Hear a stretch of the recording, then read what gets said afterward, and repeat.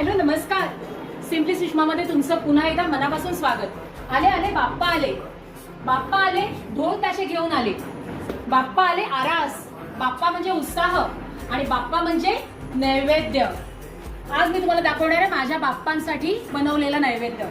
बाप्पा आपल्याला इतकं काही देतात, सुख समृद्धी आरोग्य सगळं काही. मग आपण पण त्यांना खुश करायला पाहिजे. तर हे मी वेगवेगळ्या प्रकारचे मोदक बनवले आहेत.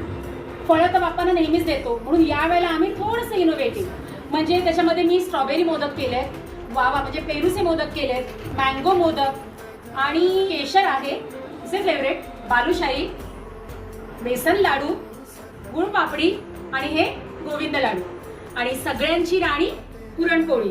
बाप्पा खुश आपण खुश म्हणून ही गणपतीच्या चरणी माझी प्रार्थना आहे.